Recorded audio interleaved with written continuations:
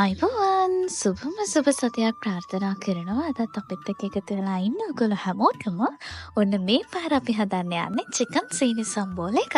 ඉතින් වැඩිපුර අපිට පේන්නේ නැති වැඩිපුර ඇහෙන්නේ නැති දෙයක් තමයි මේ චිකන් සීනි සම්බෝල එක කියන්නේ. කොහොමද බලන්න සීනි සම්බෝල වලට චිකන් එකතු වුනේ. ඉතින් මේක ගොඩාක් කල් ඔයගලන්ට තියාගෙන රස විඳින්න පුළුවන්. ඒ විතරක් නෙමෙයි ඔන්න පිට රටින් ඉන්න කෙනෙක්ට යවන්න උනත් හොඳම රෙසිපි එකක් තමයි මේක. ඉතින් බලාගෙන ඉන්න කොහොමද මේ අලුත් වැඩේ වෙනස් වැඩේ කරන්න කියලා. ඉතින් ඔන්න අද අපිට මේ වැඩේට ඕනේ වෙනවා චිකන් ග්‍රෑම් 500ක් විතර. ඔයගලන්ට අවශ්‍ය ප්‍රමාණයට මේක අඩු වැඩි කරගන්න පුළුවන්. ඉතින් යන්නකෝ අපි හදලා බලමු.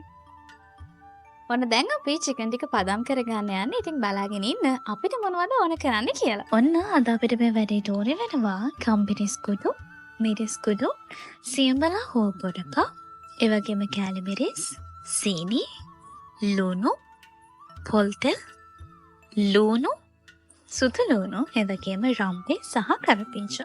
ඉතින් ඊළඟට අපි මුලින්ම කරන්න යන්නේ මේ ටික හොඳට මැරිනේට් කරගන්න. ඒකට අපි ගම්බිරිස්සේ හැන්දක්, මිරිස් කුඩු තේ හැන්දක්, ඒ වගේම අවශ්‍ය ප්‍රමාණයට ලුණු දාලා හොඳට මේ ටික කලවම් කරලා තියාගන්න ඕනේ. ඔන්න දැන් අපි ලූණු, කරපිංච, සුදු ලූණු ටික වෙන වෙනම බෙද ගන්න යන්නේ. බලාගෙන ඉන්නේ කොහොමද මේක කරන්න කියලා. ඊළඟට අපි මේකට ගන්නවා ලුණු ගෙඩි 4ක් විතර. ඒත් එක්කම සුදු ලුණු පික් 15ක් විතර අරගමු.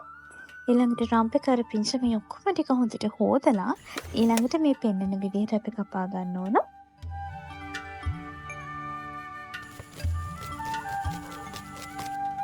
කපාගත ලුණු ටික මෙන්න මේ වගේ අතින් ටිකක් පොඩි කරලා එකතු කරගෙන සුදු ලුණු බික් ටික තලාගමු. තලලා එකතු කරලා අපි කරපිංච 3ක් විතර මේකට එකතු කරගන්න. එතකම රම්පෙත් කඩලා දාගමු. ඊළඟට අපි තෙල් ටිකක් දාලා මේ ටික ඔක්කොම බෙද ගන්න තමයි හදන්නේ. පොල් තෙල් ටිකක් මම මෙතන වැඩිපුර දාගත්තා. අපි දාගත්ත ලුණු ටිකක් රන්වන් පාට වෙනකන් ටිකක් වැඩිපුර අපි මේ තෙලේ බෙද ගන්න ඕනේ.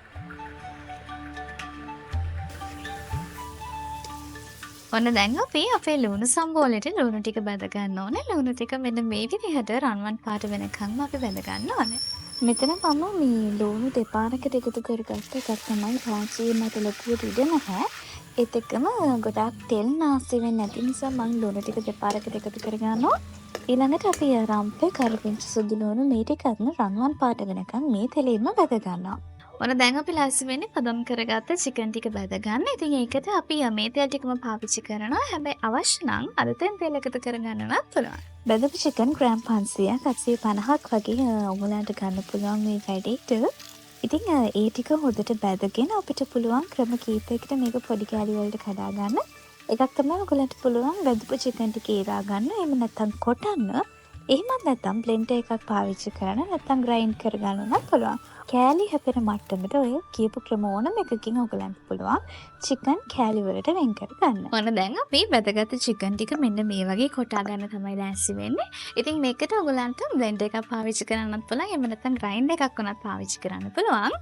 වෙන්න ඕනේ දේ තමයි බෙදගත්ත චිකන් ටික කුඩු නොවෙන්න කෑලි ඉතුරු වෙන්න කොටා ගන්න එක.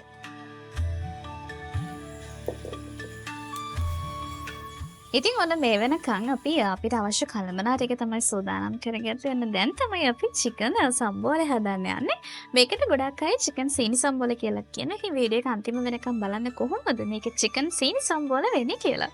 තාජයක් ලිපේ තියලා තෙල් ටිකක් එකතු කරලා ඔන්න දැන් අපි ලෑස්ති වෙනවා චිකන් සීනි සම්බෝල එක හදන්න. තෙල් ටික රත් වෙනකොට අපි මේකට කෑලි මිරිස් මේ සැඳි 5ක් 6ක් වගේ එකතු කරගන්නවා. ඊළඟට අපි මේකට එකතු කරගමු සීනි මේස හැන්දක්. මම මුලදී කිව්වනේ අපිට මේකට ගොරකත් අවශ්‍ය වෙනවා කියලා. අන්න දැන් තමයි ගොරක එකතු කරගන්න වෙලාව.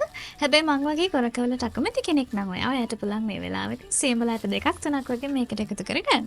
ඉතින් මම මේක සීනි සම්බෝලයක් හදන නිසා සියඹල එකතු කරගන්නවා. ඉතින් සාමාන්‍යයෙන් සියඹල තමයි මේ වගේ දෙයකදී අපි එකතු කරගන්න ඕන. නමුත් සියඹල වෙනුවට ගොරක උනත් පාවිච්චි කරන්න පුළුවන්. ඉතින් චිකන් ටිකත් ඔක්කොම එකතු කරලා හොඳට මේක කලවම් කරගන්න. හැබැයි ගින්දර වැඩි කරගන්න එපා. ඉතාලමත් අඩු ගින්දරේ තියාගන්න ඕන. ඊළඟට අපි එකතු කරගමු අර අපි බැදගත්ත ලුණු, කරපිංච, රම්පේ ඔක්කොම ටික එකතු කරලා අපහු පාරක් මේක හොඳින් කලවම් කරගන්න ඕනේ.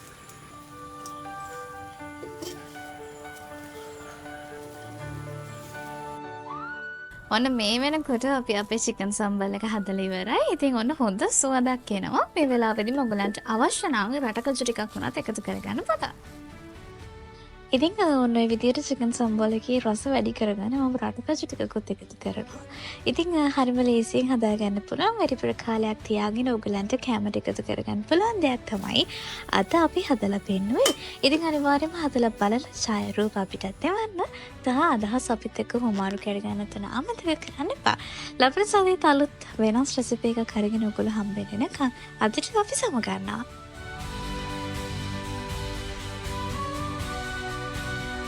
ඉතින් ඔන්න ඔය විදිහට තමයි චිකන් සම්බෝල ගෙදරදී ලේසියෙන් හදාගන්න විදිහ අපි ඔයගලන්ට කියලා දුන්නේ. ඉතින් අනිවාර්යයෙන්ම හදලා බලන්න. මොකද මේක එක දවසක් නෙවෙයි දවස් කීපයක් ඔයගලන්ට කල් තියාගෙන කන්න පුළුවන්. ඉතින් ඒ විතරක් නෙවෙයි විදේශගත වෙලා ඉන්න කෙනෙක්ට යවන්න උනත් හොඳම දෙයක් තමයි අද අපි හදපු චිකන් සීනි සම්බෝල කියන්නේ. ඒත් එක්ක මතක් කරන්න ඕන ට්‍රැඩිෂනල් සිස්ටර්ස් අපිත් වන්න කල් තියාගන්න ආහාර ද්‍රව්‍ය විදේශ රටවල ඉන්න අයට යවන්න වගේ මොන ලංකාවේ ඕනම තැනකට බොහොම සෞඛ්‍යාරක්ෂිතව පිරිසිදුව කල් තියාගන්න පුළුවන් කෑම ද්‍රව්‍ය ඔන්න අපෙන් ලබා ගන්නත් ඔයගලන්ට අවස්ථාව තියෙනවා.